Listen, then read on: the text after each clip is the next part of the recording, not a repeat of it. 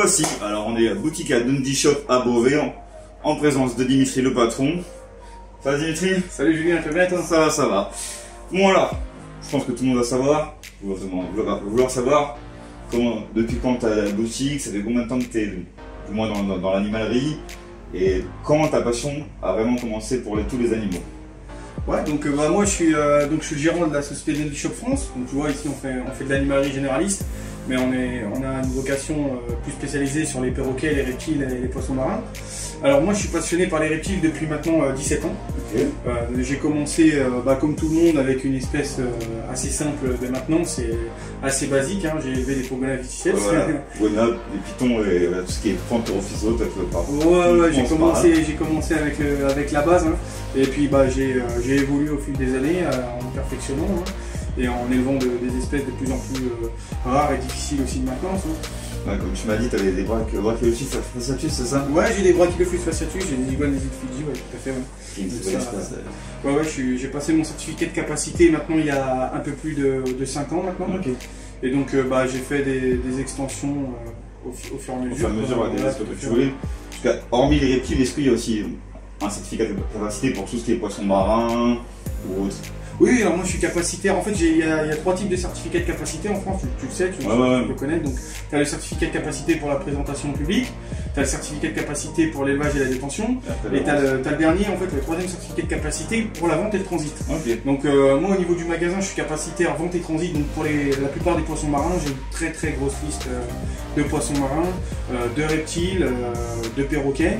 Et à côté de ça, je suis aussi capacitaire pour l'élevage et la détention, donc pour la plupart des reptiles, hein, toutes les espèces que j'élève, futures espèces que j'ai envie d'élever, et puis voilà, toutes les espèces communes qu'on retrouve en animalerie, en détention libre. Ok. Et parmi tout l'effectif, tu es le seul capacitaire ou il y en a qui sont capacitaires aussi dans le magasin ou qui vont passer? Alors j'ai un méga là qui est en train de monter son dossier. Okay. Sinon je suis capacitaire principal ici. C'est moi vraiment qui gère tout l'administratif. Tout ce qui est pour les reptiles, pour son ok. Oui, maintenant on a un enregistrement IFAP, il y a des mesures administratives un peu plus conséquentes qu'on avait avant qui nécessitent, on va dire, une connaissance quand même des annexes, etc. au niveau des animaux, donc pour pas se tromper, je préfère gérer la chose. Ok, ça marche. Donc là on est dans ton bureau.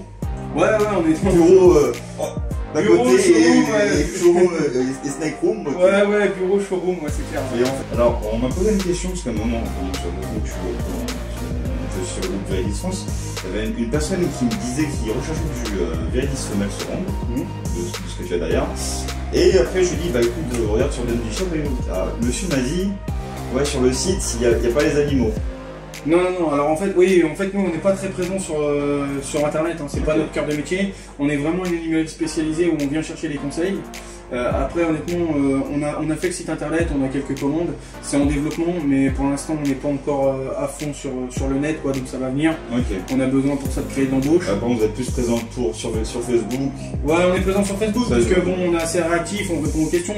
Mais après, pour proposer des animaux à distance, pour l'instant c'est vraiment pas notre métier, quoi. Ok. On est plus venir sur place. Ouais, on est plus une présence physique, on est une boutique physique. Ça va venir le web, hein, on va devoir s'y mettre parce que vraiment c'est l'avenir de demain. Mais là on a eu les restrictions de Covid et tout, là on n'a pas pu créer de nouvelles embauches pour l'instant, mais ça va venir, on va vraiment pouvoir se développer. Là on est en pleine conception tu as vu des différentes snake room, on va avoir une lézard room, on va avoir une pièce à caméléon, on va avoir une pièce à perroquet. Une pièce pour chaque espèce. Ouais, on va vraiment séparer un peu tout pour vraiment avoir des animaux vraiment ultra sélectionnés par nos soins, quoi. Et acclimatés par nos soins pour les animaux qui viennent d'import et les animaux aussi qu'on reproduit, puisqu'on a aussi ici sur notre bâtiment à Beauvais, on a aussi une partie qui est distincte du magasin où on élève pas mal d'animaux aujourd'hui et qu'on est capable de reproduire et qu'on pourra proposer à la vente demain avec une traçabilité vraiment de chez nous, quoi. Ok, on pourra dire que ça va vraiment de chez Dundee. Voilà, en fait tu achètes chez Dundee et c'est né chez Dundee, donc pas sur toute la totalité des espèces qu'on vend ici bien sûr, hein, mais une bonne partie. Aujourd'hui on va être capable d'ici 2 ans de proposer une bonne partie de la traçabilité made in Dundee Shop, quoi. Ok, ça marche. Écoute, est-ce que ça dit qu'on montre aux abonnés ce que tu nous caches dans cette petite tiroir là? Ouais, carrément. Ouais, on est parti alors. Donc du coup, là on est sur du Python Regius, hein, clairement. Voilà, donc différentes mutations. Donc là on a un python Regius mâle de mutation Highway. Ok. Voilà, donc voilà. Avec pas mal de alors, gènes. Sur la caméra vous le verrez mal, mais en fait la tache est grise noire, mais la petite ligne est un peu jaune. Alors, voilà, le jaune on le voit un peu mieux. Voilà, donc on a quand même des demandes de gens qui reproduisent les pythons et qui les mélangent ensemble pour pouvoir créer, voilà, comme tout le monde souhaite, une première mondiale avec une nouvelle mutation. Ça c'est sûr. Donc on a beaucoup de demandes, voilà, sur le python mutation. Alors je suis pas, moi personnellement je suis pas très fan j'en ai élevé, mais c'est pas vraiment ce qui me plaît le plus, mais bon, il faut des goûts pour tous les mondes. C'est sûr. On trouve qu'il y a, voilà, c'est vrai qu'il y a des mutations qui sont super sympas, comme là on a un albinos Black Pastel Spider. L'albinos on voit parce qu'il a les yeux bien rouges. Ouais, mais il a vraiment, le Spider aussi, tu vois, tu retraces un peu la morphologie du Spider au niveau du pattern. Mais... Alors quand je l'ai vu au début on aurait dit un squelette, parce que quand on voit les dessins on dirait pas qu'il y a les écailles, mais il y a vraiment bien clair. Les ouais, il y a les écailles. C'est un animal qui est vachement clair, donc c'est vrai qu'on peut prêter à la confusion, quoi. Donc après, bon, ça c'est un python qu'on a l'habitude de voir en banana. C'est du banana, donc voilà, il y a quelques années c'était hors de prix. Maintenant, aujourd'hui, c'est un python avec une mutation accessible. Donc voilà, c'est vrai que c'est vachement clair. Du banana au niveau prix qui sont autour des combien? Voilà, ça c'est un animal qu'on propose à 180 €. Ouais, je vais dire à peu près 200 €. Voilà. Donc là, au pire, on voit aussi sur du banana. Ouais, on a encore, donc on a pas mal de combos là en banana. C'est vrai qu'on est vraiment on est vraiment en ce moment sur le banana, les gens me demandent beaucoup de banana. J'avais des super pied-balls Albi et pied-ball banana Albi pastel cette semaine. Ivory celui-là. Non, ça on est encore sur du banana, c'est pas sur l'Ivory. On dirait qu'il a les yeux bleus pour ça. Il est très beau. Non, là t'es sur du banana. Mais il est en nu, il est en nu en théorie, c'est un banana plus turbi. Là t'es sur un. Voilà, donc là t'es sur un vanilla scream. Donc en fait à taille adulte il est beaucoup plus terne. Là tu vois que juvénile, la couleur est vraiment pétante. Voilà, elle est vraiment pétante. Ça c'est des animaux qui sont. Alors tu vois, donc, on va te déranger 2 minutes mon petit pépère. Alors, je sais pas si on voit bien avec la couleur. Oh, voilà. Bien. En termes de couleur, c'est vrai que c'est un animal qui est vachement clair, quoi. Ce qui est marrant, c'est qu'il a la tête toute blanche et après, enfin, le centre de la tête blanche et après la couleur sur les côtés. Donc voilà, à taille adulte, c'est un animal qui va ternir un petit peu. C'est comme les bottes Swiss bois, ils ont le orange bien pétant jaune et après une fois adulte, ça devient très foncé. Ce qui est dommage d'ailleurs. Donc tu vois, voilà, là t'es sur du niveau Street, tu vois. Ok, alors avec la lumière, on voit un peu la dorsale. Ouais, alors t'as la dorsale jaune qui est lignée vraiment sur toute. L'ivory, si je me trompe pas, c'est bien le python aux yeux bleus, c'est ça, hein? Alors le python aux yeux bleus, tu parles du cystique. Le cystique, ouais. Tu parles du cystique, non, l'ivory c'est. Il y a tellement de. On est sur une super forme. Donc voilà, donc c'est essentiellement du python Regius. Okay. Après, si je peux te faire voir quelque chose un peu qui change. Je peux te faire voir voilà, du boa. Donc là, t'es sur. Bon, alors lui, il est pas. Pas trop approché parce que là, il est chaud bouillant. Ouais, alors on va le sortir quand même. Hein. Voilà pourquoi. Alors les jeunes bois ont tendance à bien souffler. On va le déranger. On va le déranger un petit peu. Donc là, t'es sur du Celtic albinos, quoi. Okay. C'est un boa Celtic albinos. Je sais pas si au niveau de la couleur, on arrive à voir. Hein. Alors on voit jaune sur la caméra, mais il est plus orangé. Regarde la queue. Tu peux voir la queue qui est assez sympa, tu vois. La queue qui est assez Laisse sympa. mon téléphone tranquille, toi. Voilà. Donc ça c'est un super animal. Bon, c'est un peu caractériel, mais bon, il fait. Tout le monde dit que les bois assez jeunes, c'est assez souffleur et assez. Après lui, il me fait pas peur. On a aussi une petite sélection de bois ici. Chez Dundee. Ouais, sympa. Tu vois. Marron après, un peu rougeâtre sur le bout de la queue. Ouais, bah là t'es sur du mandarine abelli en fait. Tu vois, ok. Donc ça c'est une petite femelle mandarine abelli. Qui est super sympathique en termes de couleur et tout. Ah franchement, tu vois, c'est un bel animal. Qui est plutôt cool, elle souffre pas du tout, elle, par contre. Non, elle est plutôt cool. Non, mais le Celtic Albi, c'est vrai que c'est un peu hargneux, quoi. Voilà, donc après, on a du Morel Albi. On passe sur. Voilà, donc. Sur Special. Donc là, des gros spécimens, des spécimens adultes. Donc là, on est sur une femelle. Azuré, alors après, biac. Ouais, c'est du biac, hein. C'est du biac, mais après, au niveau de la localité exacte. Sur l'intergrade, je peux pas vraiment me prononcer, je suis pas Maxwell sur les Veridis. C'est sûr. Mais Mais voilà, c'est une femelle qui a été importée au mois de septembre. Elle a une bonne tête. Hein. Ouais, elle a une bonne tête. Une bonne tête agressive, on dirait. Hein. Après, ouais, elle a fait plus peur en fait parce que elle est pas super. Elle est passif. Moi, je l'ai déjà manipulée quelques fois. Elle est pas, voilà, elle m'a jamais mordu, elle a jamais cherché à me mordre. Mais par contre, voilà. Si le bleu, on va le voir. On le voit un peu sur la. Non, mais elle a une couleur. Enfin, je sais pas si quand tu la vois en vrai devant toi, c'est carrément différent, mais elle a une super belle couleur, quoi. Ça, c'est un animal. Je pouvais pas le vendre, quoi. J'étais obligé de la garder. T'as raison, pour la reproduction, franchement, une belle femelle, parce que pour une biaque. Alors, mettez en commentaire si pour les experts des Morelia azurea, si c'est une biaque, une Humfort ou Paidado ou autre. Mais parce que là, franchement, même moi, je suis perdu. En fait, il y a tellement de couleurs que. Et pour un adulte, c'est vrai que pour garder autant de jaune, si c'est vraiment une biaque pure, c'est rare. Ouais, non, franchement, elle me plaisait. Elle m'a vraiment tapé dans l'œil. Du coup, j'ai décidé de la garder. Elle a un bon poids, là, elle est quand même à 1,2 kg, donc. Bon, bah, elle est déjà prête déjà pour avoir des os, c'est nickel. Ouais, elle est pas grasse, elle est bien grasse, quoi, elle est pas maigre. Mais ouais, au niveau de la tête, tu vois, elle a vraiment ce bleu qui ressort, que ça soit sous la tête ou sur le devant, donc c'est vraiment génial, quoi. Elle est vraiment magnifique. Avec le petit bleu en bout de museau en plus, là. Ah ouais, non, elle est vraiment magnifique, quoi. Et là, on part sur un mâle. Ouais, donc là, on est sur un mâle, donc il a été importé comme une localité Sorong. Donc il est bien bleuté sur le dessous. On le voit bien. Après, après je peux pas. Après c'est difficile, hein, la localité déjà dit, c'est vraiment compliqué. Pour être sûr à 100% de la localité, maintenant c'est tellement dur. Bah c'est un pote qui était en Pologne, c'est un pote polonais qu'on élève aussi. Et bon bah voilà, celui-là il me plaisait bien, donc je me suis dit tiens on va le. En plus c'est vrai qu'avec la lignée dorsale foncée en plus qu'on veut bien. Ouais, le contraste me plaisait, mais c'est surtout en fait on voit pas spécialement, donc je peux. Il est assez cool, hein. Donc, ouais, bah écoute, sur le hein. Alors, je vais pas essayer de montrer celle qui est à droite parce que c'est ma prochaine, donc je vais pas niquer ma prochaine vidéo. Mais on peut. Ah, voilà, un verdi c'est tellement chiant à décrocher que maintenant moi j'ai créé un système où je pose sur des supports et comme ça je l'embarque avec la branche. C'est plus simple. Ouais, c'est ce que j'ai, hein. J'ai la branche clairement pour voir si je peux la sortir. Voilà. Alors, voilà. Et tu vois sur le dessous de l'animal, tu vois, il est vraiment bleuté en fait. Sur le dessous des quelques taches blanches au jaune aussi. Il a quelques spots, ouais, il a quelques spots. Donc vraiment c'est un super serpent, hein, vraiment. Il m'a vraiment tapé dans l'œil aussi. Donc j'ai vraiment voulu. Je l'ai vraiment voulu, donc bah voilà, on va le garder, hein, il mange bien, c'est un mâle. Et voilà, Brachylophus fasciatus.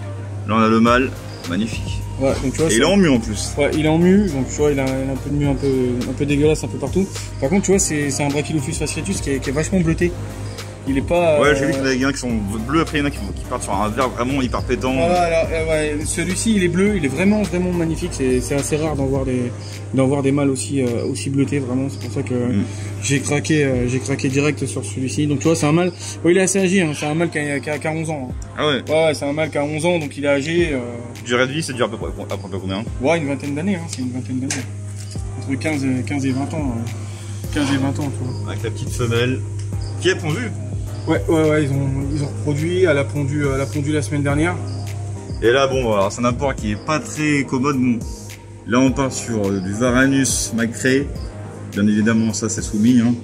Et le macré, comparé du moins dans le complexe Prasinus, c'est le seul qui est bleu.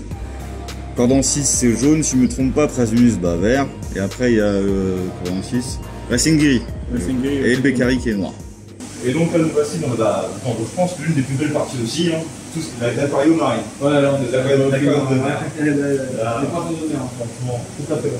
Ouais, la partie aquariophilie marin. De mer, voilà. Voilà, du magasin. Il y a la partie mer et de l'autre côté, il y a la partie d'eau douce. Voilà, eau douce, c'est ça, tout à fait. Donc là, on est sur les 3 batteries marins, donc avec les poissons marins. On a aussi un vapeporo que tu pourras faire voir après ici en présentation.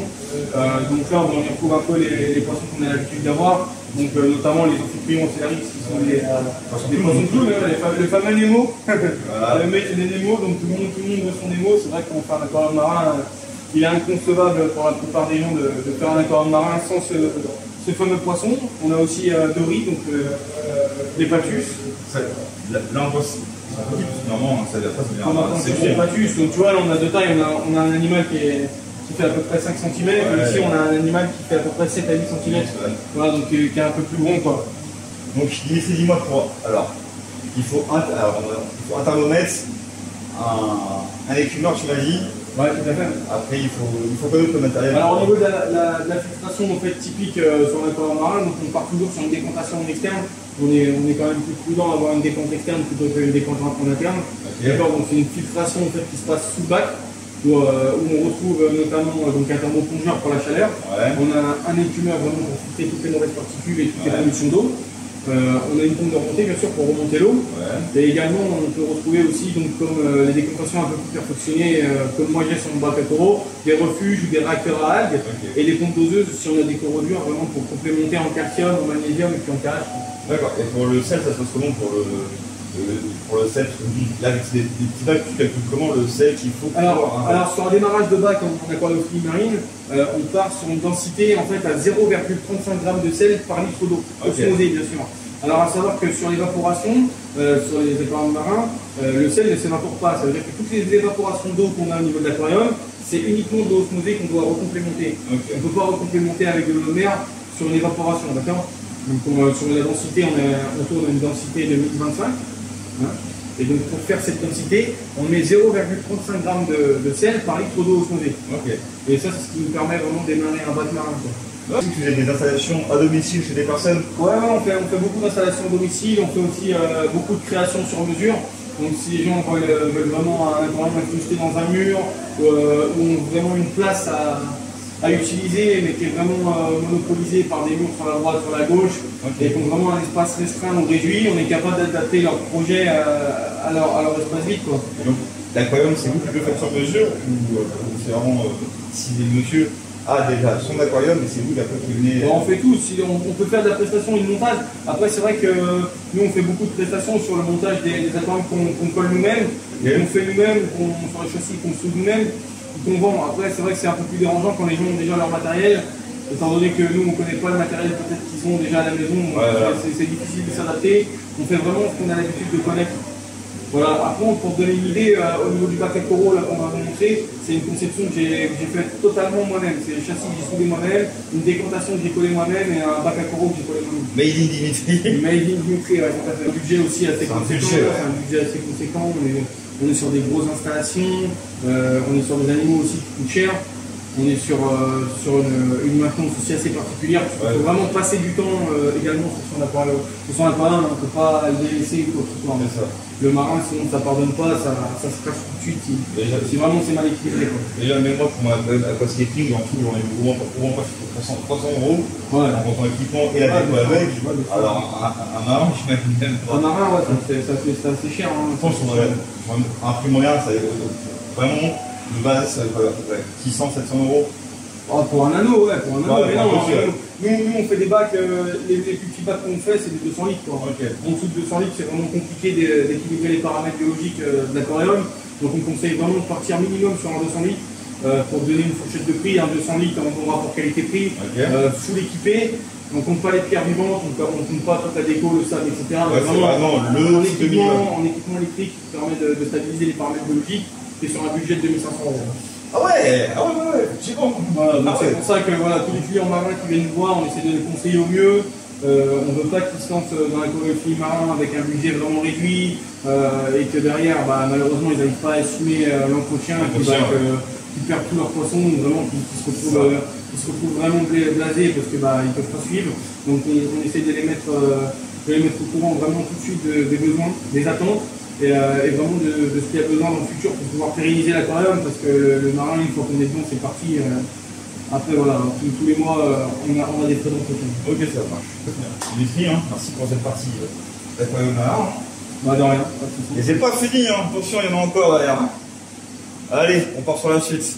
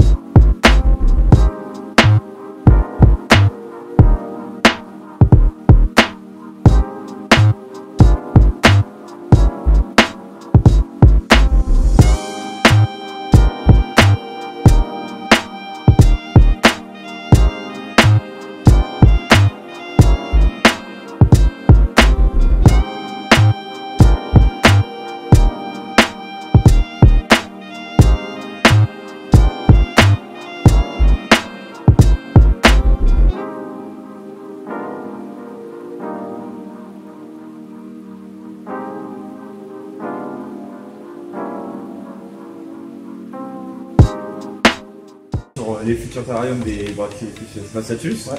Dimension, tu m'as dit, c'est combien? Donc 2,50 m de long, sur 1 m de profondeur, sur 2 m de haut. Ok. Ouais, donc tu vois, donc là on est sur une ossature bois. Ouais. Donc ossature bois avec des plaques de polystyrène fixées directement. Donc ça permet une double isolation aussi en termes de bois, parce que le bois absorbe beaucoup la chaleur. Le polystyrène nous permet d'isoler, donc on a vraiment aussi un gradient thermique assez important dedans, 100 mètres de chauffage, qui va nous permettre par la suite d'économiser un peu sur l'électricité. Et puis d'avoir vraiment notre gradient thermique entre le jour et la nuit, puisque tout va se faire naturellement. Alors ici on a vraiment mis un gros volume de masse en polystyrène pour pouvoir tailler et créer l'effet 3D qu'on voulait rechercher. Donc là en l'occurrence des pavés roches quoi. Tu vois, qu'on est venu enduire avec de la colle à carrelage, avec des pigments et une peinture alimentaire. Donc, tu vois, on peut toucher, c'est du costaud, hein, c'est des enclos, c'est des bacs qui vont être prévus pour accueillir des varans du complexe Prasinius, des Brachiophis Spaciatus. On est capable aussi de mettre des petits Varanus cumingi dedans. Voilà, donc avec une superficie là, de 2,50 m sur 1 m de profondeur, sur 2 m de haut, c'est quand même conséquent. Les macrées, tu comptes faire aussi des recours dessus? Les macrées, on espère pouvoir les reproduire aussi également. C'est pas une espèce qui est courante dans le milieu. C'est très dur d'en trouver. Nous, on a eu la chance d'en avoir, donc on va déjà les conserver, les habituer à l'homme, parce que c'est des animaux, hein, rappelons-le, qui ne sont pas nés en captivité. Parce que là, voilà, on est sur de l'import, on est sur des animaux qui viennent de fermes d'élevage. Donc ils sont pas proches de l'homme du tout. Donc là on a fait un gros travail en training avec, parce que tu vois tout à l'heure tu étais devant, il s'est pas enfui en catastrophe. Voilà, il mange à la pince, il commence à manger à la pince doucement. Là on va vraiment le mettre dans un biotope naturel avec des plantes plantées, des décors. Et là je pense que voilà, on va commencer à mettre vraiment dans son univers. La phase d'acclimatation sera terminée, donc on prévoit tout ça pour fin mars, début avril.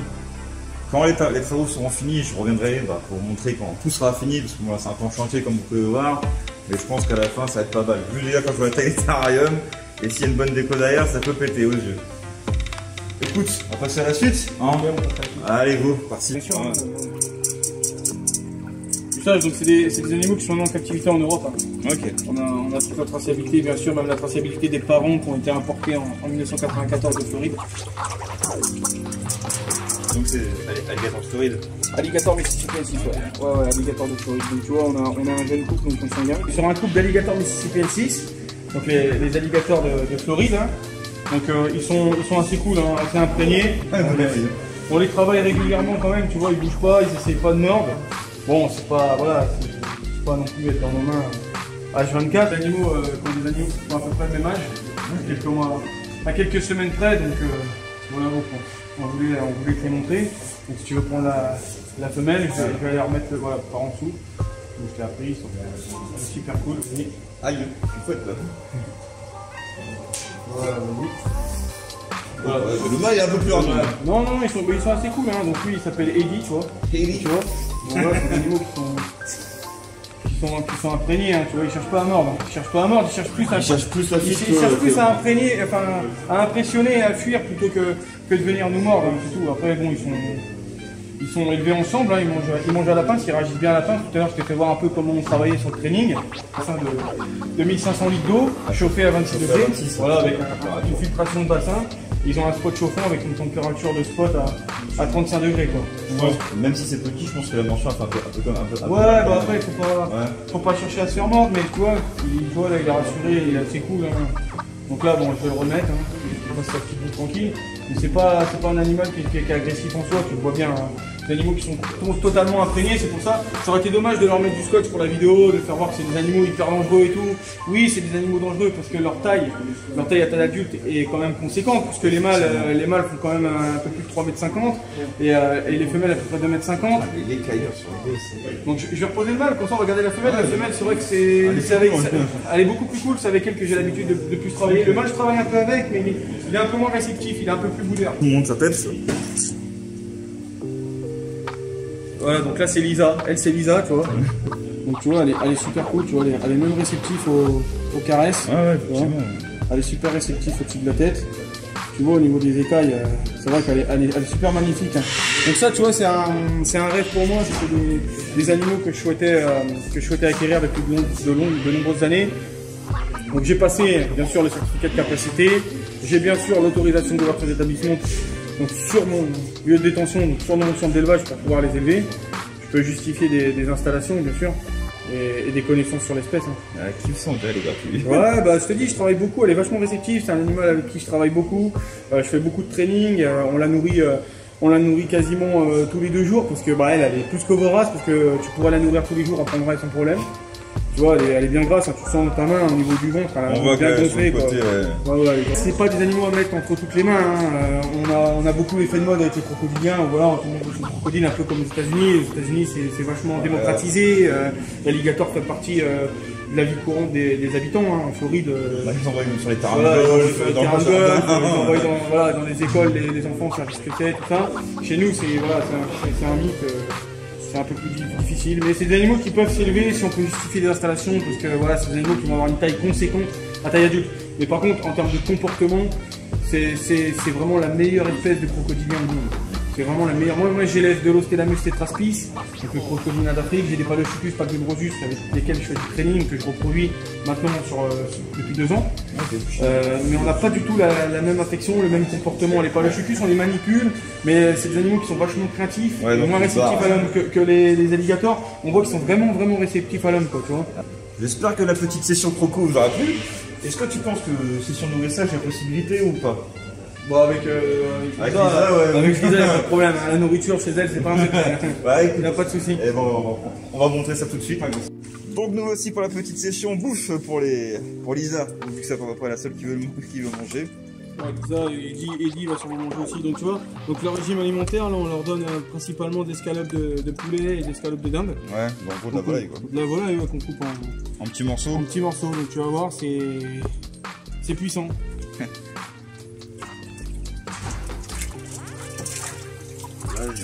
Une fois que ça choque, ça ne veut pas lâcher. Hein, la petite Lisa qui est en train de finir de manger. Là.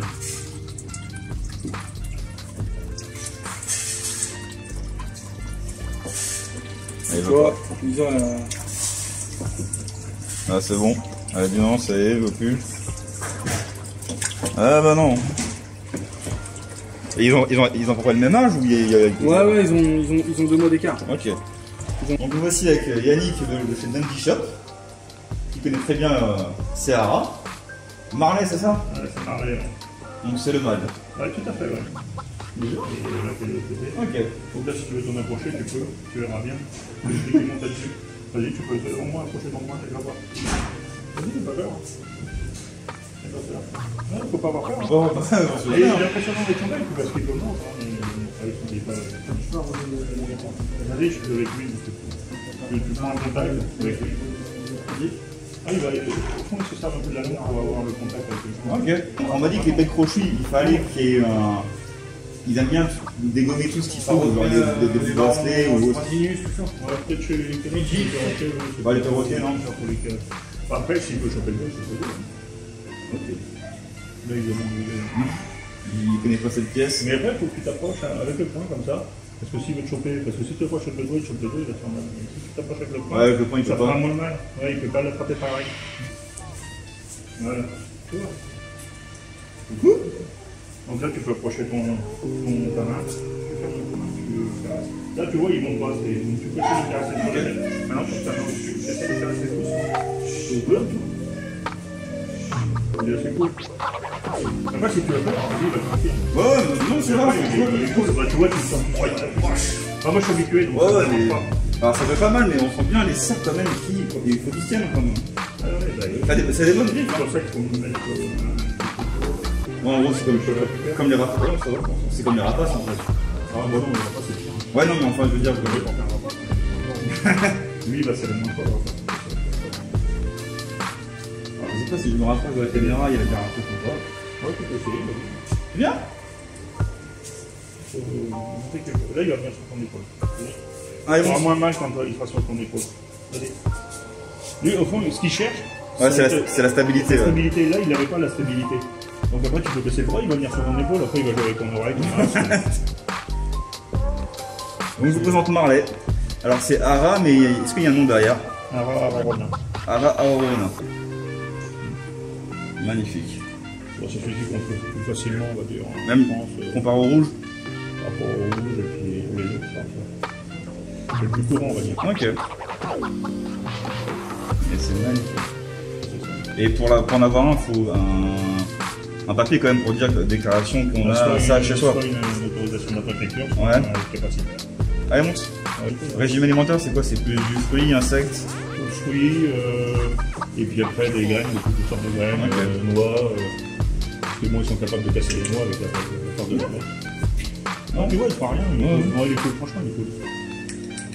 On m'a dit que par contre les perroquets avaient besoin de beaucoup d'intention. Quand on en a un qui va. Beaucoup de caresses. Il faut s'occuper d'eux, hein. Ils ont été élevés là, donc ils réagissent plus pareil qu'un sauvage. C'est des animaux qui ont besoin qu'on s'occupe d'eux. Puis bon, on peut les laisser seuls quand on en prend un, bon, on prend une femelle avec ou un autre congénère pour pas qu'ils soient seuls quand même. Ok. Parce que donc on peut acheter ça et puis après. La solitude, ça peut vite venir chez eux. Ah, la solitude chez eux, s'ils sont seuls, oui, c'est très ennuyant parce que quand on s'occupe pas d'eux, après certains animaux, ils ont ce qu'on appelle le piquage, ils se retirent les flux. Oui, celui-là, le rouge, il avait été soumis à un piquage et un stress important. Et après, pour qu'il l'arrête, c'est dur. C'est bien. Donc il faut mieux qu'on prend un perroquet, il vaut mieux en prendre deux, c'est malheureux. Ouais. Il vaut mieux avoir le budget pour deux et puis se dire bon voilà, au moins ils sont deux, surtout si on les prend avec les mains. Parce que c'est des animaux qui vivent en groupe. Hein. Ouais, bah, dans les documentaires, on les voit souvent en groupe. Voilà, c'est en groupe, hein, donc c'est pas des animaux qui vivent seuls. Donc déjà on les change en les habituant avec nous. Autant en prendre soin d'eux au maximum. Et puis... C'est magnifique Marley, tu sais ça? Bon bah Dimitri, merci de m'avoir reçu à Dundee Shop, hein. Franchement c'était super cool, j'ai bien kiffé. Et ben de rien, hein, tu reviens quand tu veux, t'es bienvenu. Hein. Et bah, déjà on a dit qu'on revenait quand tous les travaux seront finis. Ouais, y a pas de souci, ouais, quand vraiment on aura fini notre centre d'acclimatation vraiment au complet pour toutes nos installations et tous les futurs animaux aussi qu'on va avoir ici, on va acquérir prochainement un couple de Dracaena guiensis, donc comme on en parlait tout à l'heure. Les fameux Keidae de Guyane. Ouais. Les archaïmons sinon. Donc, les archaïmons, tout à fait. Donc t'hésiteras pas à revenir et puis à faire une vidéo pour tes abonnés. Des vidéos pour tes abonnés, voilà. Puis si vous avez besoin de reptiles en particulier, des choses en particulier que vous recherchez, n'hésitez pas vraiment à nous envoyer un message via Facebook. Je mettrai le Facebook de Dimitri en description, plus le Facebook de Dundee Shop, bien évidemment, si le monsieur veut bien que je le fasse. Pas de problème, hein, pas de problème. Avec grand plaisir. Avec grand plaisir, c'était un plaisir pour nous de te recevoir. Merci. Donc voilà, pour plus de vidéos, n'hésitez pas à vous abonner. Pour la vidéo, mettez un bon pouce bleu, même un gros pouce bleu, allez-y. Hein. Et pareil pour cette page, allez-y, mettez un pouce bleu. Et aussi, appuyez sur la petite cloche pour les prochaines vidéos. Allez, sur ce, salut, à la prochaine.